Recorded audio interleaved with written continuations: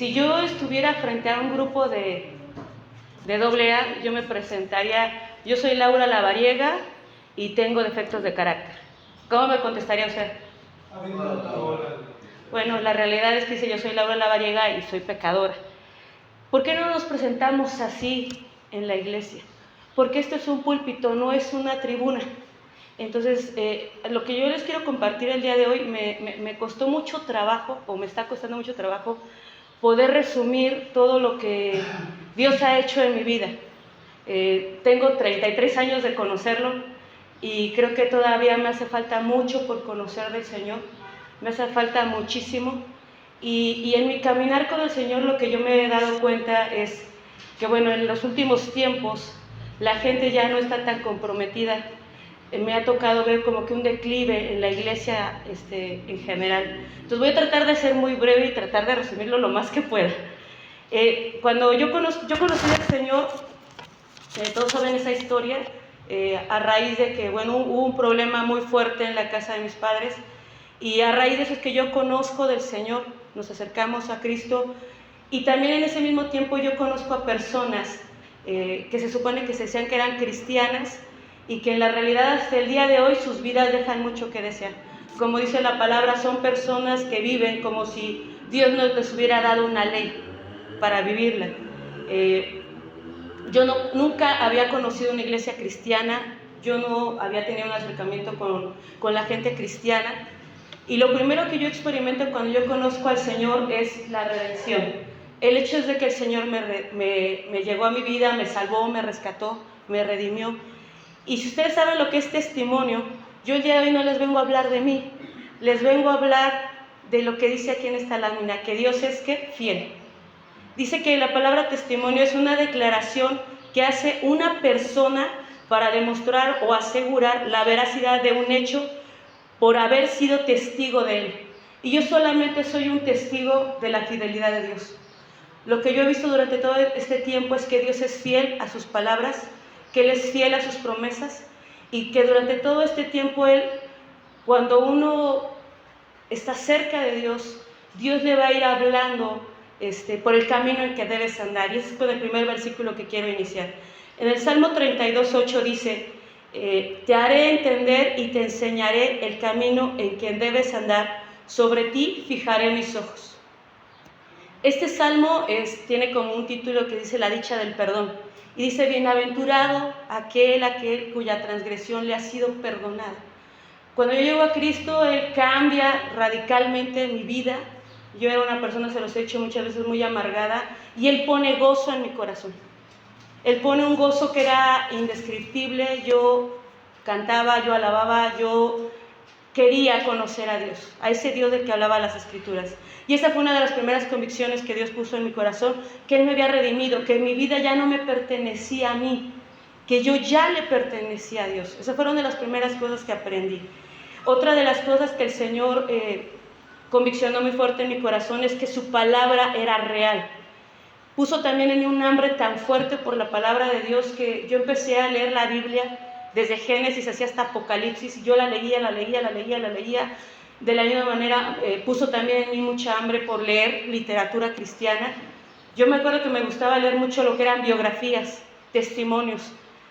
No conocía yo la teología, pero todas las que eran testimonios, biografías, yo las leía, yo me las devoraba. Y fue en el tiempo, yo creo que Héctor se ha de acordar, cuando había muchos testimonios en China, en Rusia, de gente que eran mártires, que estaban entregando su vida a causa del Evangelio. Y tengo la bendición, yo lo veo así, ahora que estaba haciendo como que este recuento, tengo la bendición de haber crecido en una iglesia que estaba viva, en una iglesia que estaba llena del amor de Dios, en una iglesia que tenía amor por las almas. Y en esa iglesia donde yo crecí, una iglesia muy pequeña, muy chiquita, de hecho todos nos reuníamos en la casa del pastor, y antes de yo empezarme a congregar en esa iglesia, la hermana que le empezó a hablar de Dios a mi mamá, era una mujer que se llamaba Eda, ella era de Honduras, o es de Honduras, y me acuerdo que esta mujercita nos empezó a llevar a casa del alfarero, y íbamos hasta allá cada 8 días al principio íbamos hasta allá, y pues obviamente como tal no teníamos una iglesia, nosotros visitábamos casa del alfarero. Y ahí fue donde yo también descubrí mi primer discipulado, fue a distancia. Me acuerdo que me dieron unos folletitos así y al final venía un certificado porque habías terminado tu discipulado. Y era un discipulado por correspondencia. Entonces, pues yo llenaba mis lecciones y se las daba para que las enviaran y al final me dieron mi reconocimiento.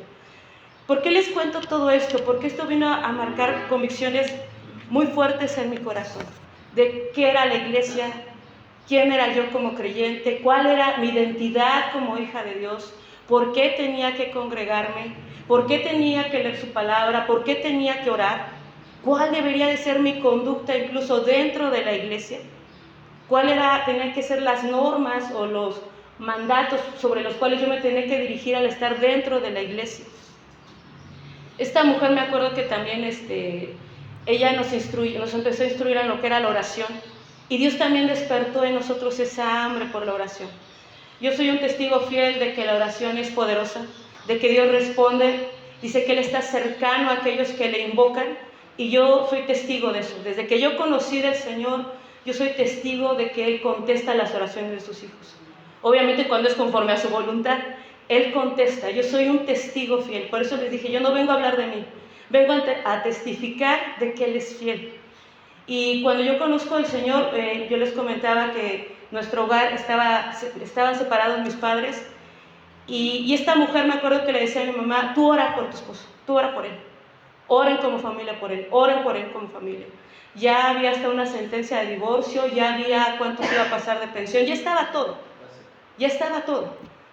Y aunado a eso, los primeros pastores que yo tuve, el pastor Moy y la hermana Vero, me acuerdo que eran gente también muy, muy amorosa, gente que nos arropó, gente que nos cobijó en ese momento y que estuvieron ahí con nosotros. No estaban ahí todos los días, pero que estaban con nosotros ahí animándonos, exhortándonos, que le echáramos ganas en las cosas del Señor. Y me acuerdo otra de las cosas es que mi papá nos prohibió congregarnos. Y esta hermana que les digo que se llamaba Eda, me acuerdo que ella nos dijo, ustedes oren, pídanle a Dios que su papá llegue después de que ustedes vayan a la iglesia, para que ustedes puedan asistir. Y efectivamente así pasaba. Nosotros nos íbamos escondidas de mi papá a la iglesia y veníamos orando en el camino, así, Dios, por favor, que no nos lo encontremos. Y cuando llegábamos, a los 5 minutos llegaba mi papá. Y Dios empezó a trabajar en el corazón de él. Después de este discipulado, Dios nos trae a nuestras vidas una hermana que se llamaba Celia y la hermana Olivia, me acuerdo mucho de ella también. La hermana Celia era una joven en ese tiempo, y me acuerdo que ella nos empezó a dar un discipulado que se llama de 1 a 1, así un discipulado, y nos empezó a instruir también en los caminos del Señor. Y yo le doy gracias a Dios por la vida de ella, porque ella no se cansó. Yo no quería ir a la iglesia, no quería las reuniones de jóvenes, pero ella insistió, y ella estuvo perseverando, hasta que nos arraigamos en la iglesia. Yo ya llevaba como un mes de asistir a la iglesia y yo todavía no había aceptado a Cristo. Y me acuerdo también del pastor Abraham, es un pastor que está en San Luis Potosí. Él se dio cuenta que nadie había orado por nosotros. Y me acuerdo que a mi hermana y a mí nos dijo, a ver, ustedes no han aceptado a Cristo, ¿verdad? Y nosotros, no sé ni qué es eso. Él oró por nosotros y ahí fue donde yo sentí que algo Dios hizo en mi vida. Ha hecho tantas cosas que el tiempo yo creo que faltaría. Y entonces a raíz de eso, yo empiezo a buscarlo más en oración. Yo recuerdo que al principio, yo creo como todo nuevo creyente, me daba pena orar. Y yo me acuerdo que esperaba hasta que todo el mundo se quedara bien dormido, apagábamos las luces y yo me postraba en el pie de la cama y me hacía así bolita, ¿no? Me hincaba y me hacía bolita para que nadie me viera. Y ahí me ponía a orar con el Señor. Me quedaba platicando con Él mucho tiempo en oración. Después de esto, me acuerdo que esta hermana Olivia, de las que les comentaba también, lo encontré. El día de hoy yo sé que ella me obsequió este folleto y yo sé que era, el día de hoy leyéndoles, un folleto de corte bautista, ni siquiera era de la iglesia. Y cuando yo leí este folleto que habla precisamente de las reglas de urbanidad del creyente, eso quedó muy grabado en mi corazón. Muy grabado. Y ayer lo estaba yo leyendo y pues no dice la gran cosa, pero Dios me conviccionó de muchas formas. Una de las cosas que me conviccionó mucho era en cuanto a mi forma de vestir.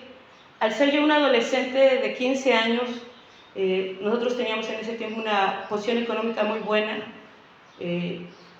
Estábamos acostumbrados a vivir muy bien, holgadamente.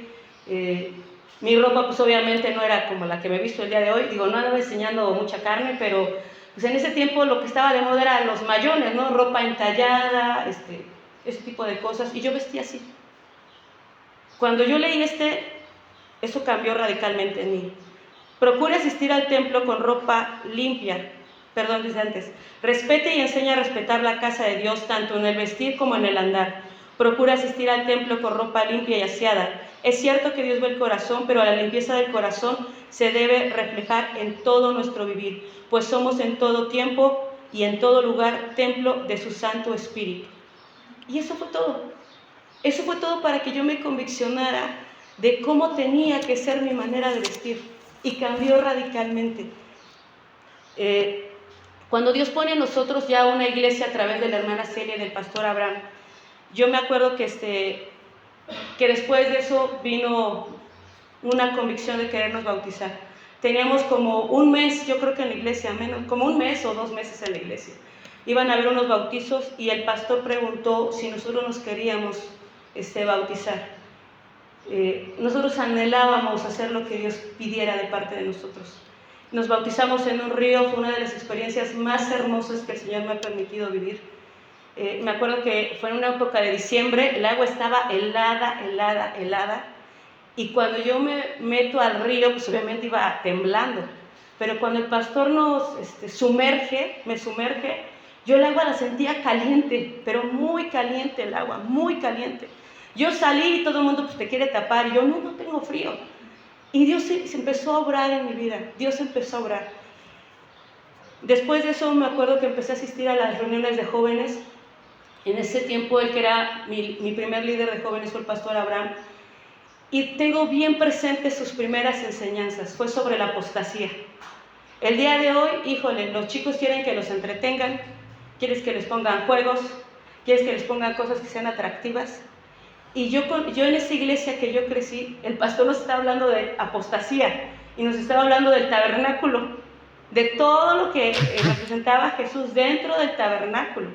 Y eso para mí era así como que era algo sorprendente, ver la obra de Cristo a través de cada uno de los mobiliarios del tabernáculo. Y también vino a marcar algo muy fuerte en mi corazón, que yo no quería en ningún momento de mi vida dejar a Dios.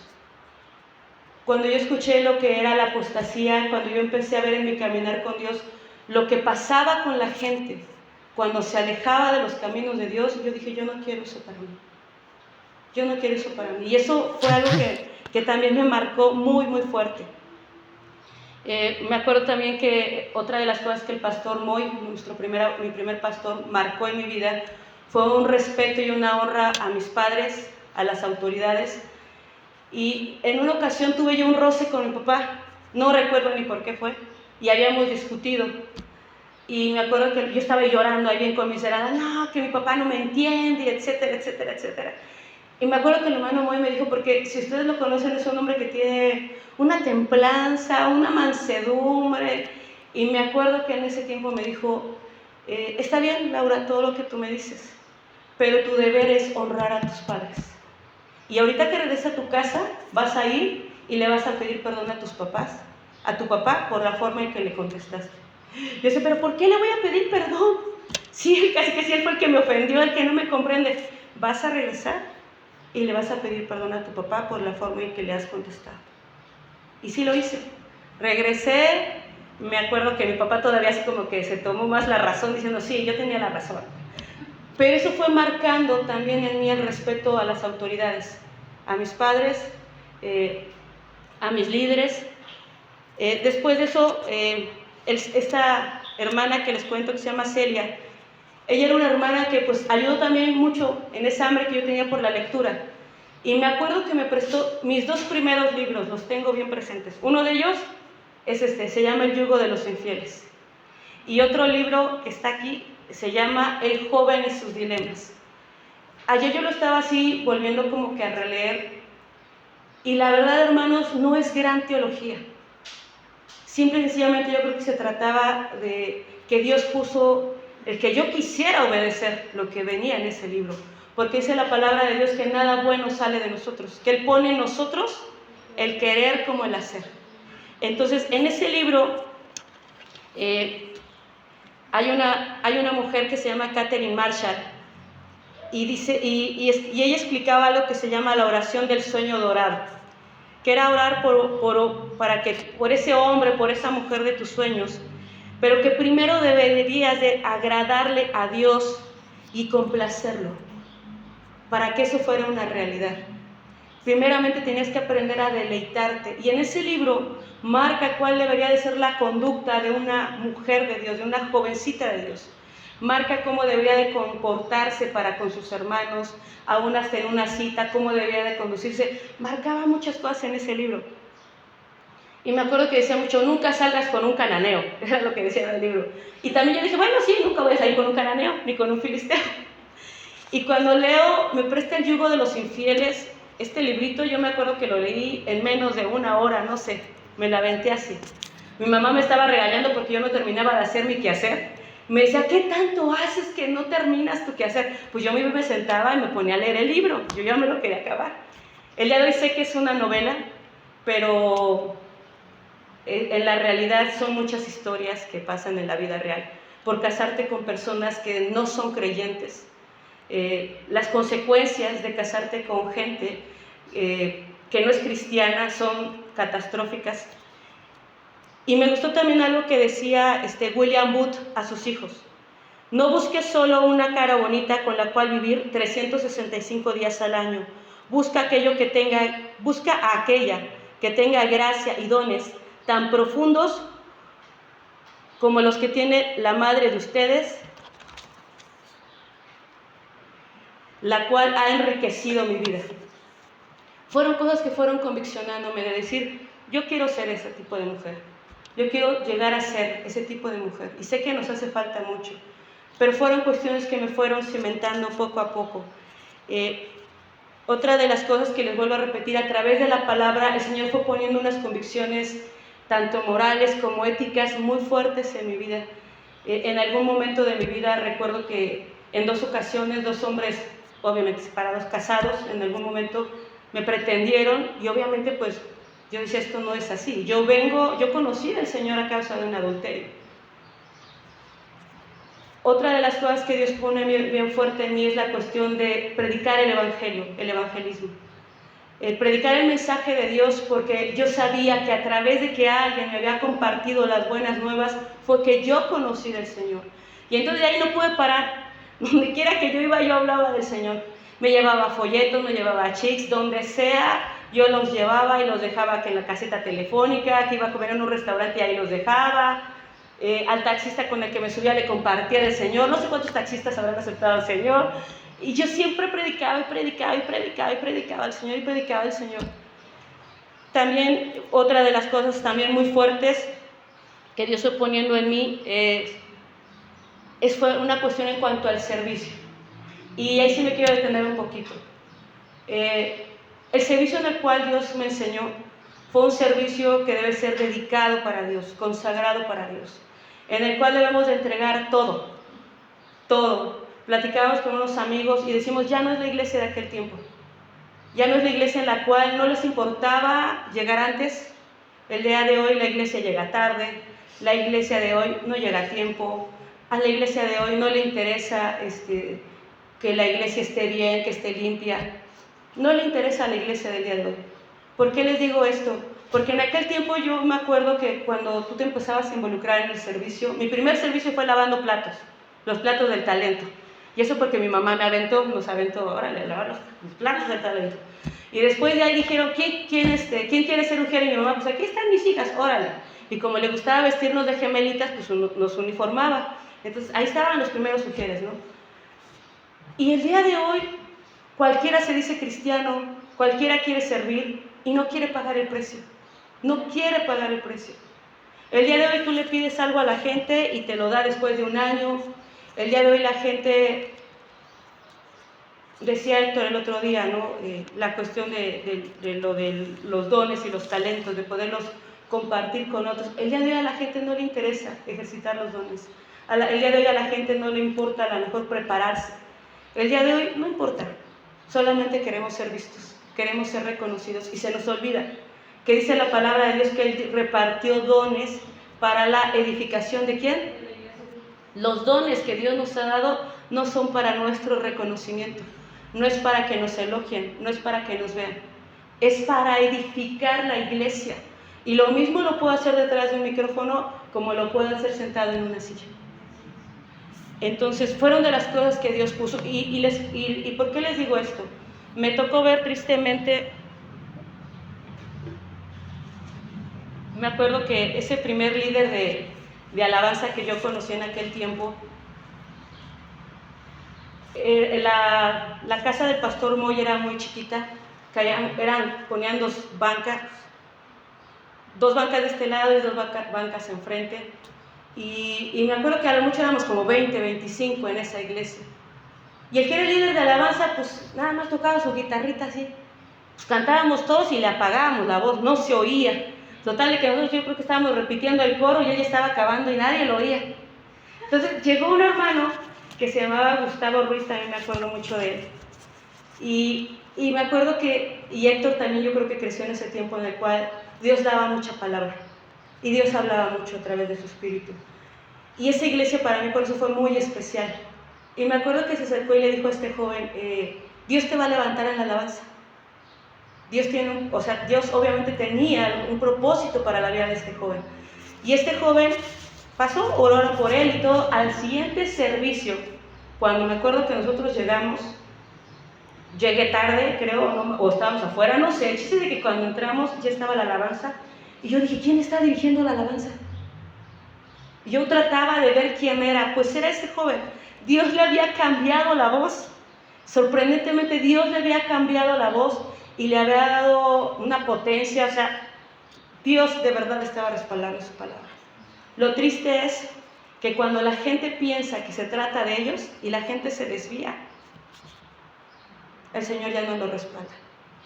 Después de mucho tiempo yo me enteré que él se casó, golpeaba a su esposa, provocó un aborto, se divorció y ahí quedó el ministerio. Es triste, pero es real. Otra de las cosas, el primer ministerio que el Señor me permitió, como tal ya de una manera formal, fue el de la alabanza. Me acuerdo que el líder de alabanza, que es el que yo les comento, era muy celoso en cuanto a las cosas del Señor, al principio. Y me acuerdo que nos citaba el pastor cada semana para poder ensayar con él, como coros. Y él no llegaba. Pasaba una semana, pasaba otra semana, y él no llegaba. Y Dios tenía otros planes. Me acuerdo que entonces nosotros formaron un grupo, como un coro, que se llamaba el Grupo Hebrón. Y eran puros matrimonios, y nada más mi hermano y yo éramos las únicas solas, solteras y adolescentes. Y todos ellos eran matrimonios. Y Dios ahí también volvió a reforzar para mí lo que yo quería para mi matrimonio. Ellos hasta la fecha sirven, hasta la fecha cantan. Son unos matrimonios preciosos, entregados y consagrados a Dios. Y yo dije, Señor, el día que yo me case, yo quiero eso para mi vida. Porque Dios me había dicho a través de una mujercita, el día que tú te cases, tu matrimonio va a ser de ejemplo incluso hasta para tus padres. Y yo eso lo atesoré en mi corazón. Dios me fue hablando durante todo mi caminar con Dios, me fue hablando. Y todo ese grupo de matrimonios nos arropó cuando no nos querían ahí en la alabanza, nos arroparon. Y después al líder de alabanza ya no le quedó de otra, ya que nos vio, ya que vio el talento, no es cierto, ya no le quedó de otra y nos llevó al grupo de alabanza. Entonces, estuvimos ahí un tiempo con estos matrimonios y Dios sabía por qué tenía que estar yo ahí. Dios sabía, porque yo los veía de cerca y las convivencias eran hermosas. Cosa que yo a veces extraño. Nos reuníamos para comer y esos tiempos de convivencia era para estar alabando a Dios. No era para estar chismeando, no era para estarse tijereteando al pastor. Eran tiempos hermosos de alabar a Dios, de realmente amarnos como hermanos en Cristo, porque realmente tú veías que los demás estaban esforzando. Cuando yo les comentaba de mi mamá, Al mismo tiempo llegaron como unas 6 mujeres con la misma condición que mi mamá de separación, pero fueron mujeres que no quisieron perseverar, que no quisieron hacerle caso a Dios, que trataron de arreglar y hacer las cosas a su manera y que el día de hoy ni ellas ni sus familias fueron restauradas. Y eso lo único que les puedo decir fue por misericordia de Dios que estamos aquí el día de hoy.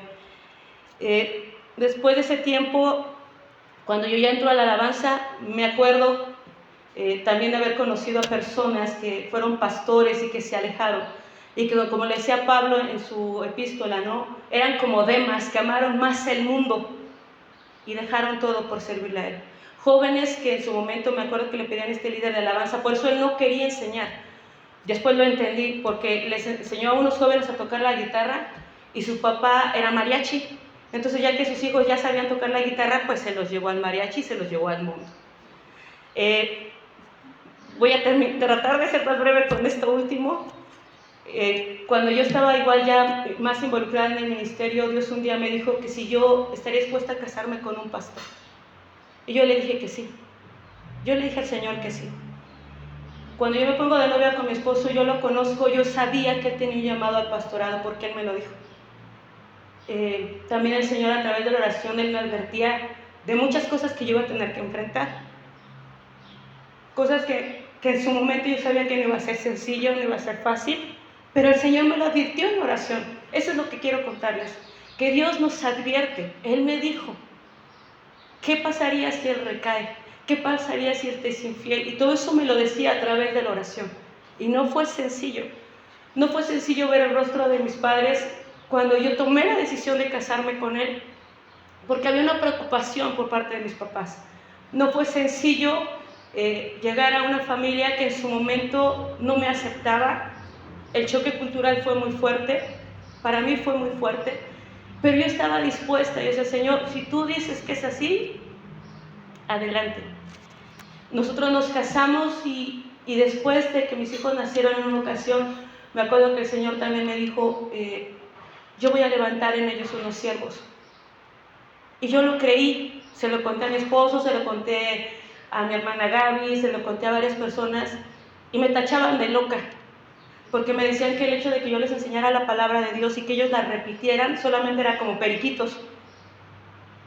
Pero sin en cambio yo decidí hacerle caso a Dios. Dije, Señor, yo voy a hacer lo que tú me pidas. Y me acuerdo que también en otra ocasión cuando estaba orando el Señor me decía, convierte tu sanidad en victoria. Y yo no entendía lo que Dios me decía. Yo me acuerdo que ya estábamos con el pastor Ezequiel. Yo le preguntaba al pastor, ¿qué significa? ¿Qué significa convierte tu sanidad en victoria? No lo entiendo. Después del paso del tiempo yo entendí que a través de la restauración que Dios tenía para nuestras vidas, eso iba a ser una victoria para el Señor. El día de hoy con lo que quiero resumir es con lo siguiente. El Señor me ha enseñado hasta el día de hoy que tenemos que caminar con Él día a día, día a día. Que era necesario todo esto en mi vida para poder cumplir no mis propósitos, sino los propósitos de Dios. Le dejo esta cita en Filipenses, es Filipenses 3, desde el 7 al 10. Pero cuántas cosas eran para mi ganancia, las he estimado como pérdida por amor a Cristo. Ciertamente aún estimo todas las cosas como pérdida por la excelencia del conocimiento de Cristo Jesús, mi Señor, por amor del cual lo he perdido todo y lo tengo por basura, para ganar a Cristo y ser hallado en Él, no teniendo mi propia justicia, que es por la ley,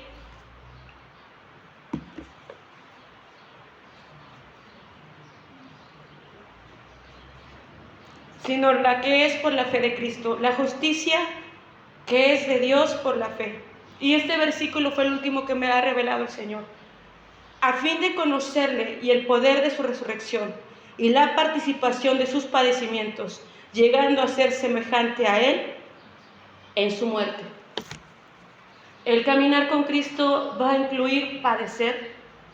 El caminar con Cristo va a implicar que experimentemos quebranto, que experimentemos padecimientos, si es que queremos ser semejantes a Cristo. Amén. Y de lo único que les puedo decir es que Dios es fiel. Amén. Dios cumple sus promesas. Dios ha cumplido muchas palabras en mi vida. Y de lo único que le puedo decir al Señor en esta hora es que muchas gracias a Dios por ser fiel. Dios le bendiga.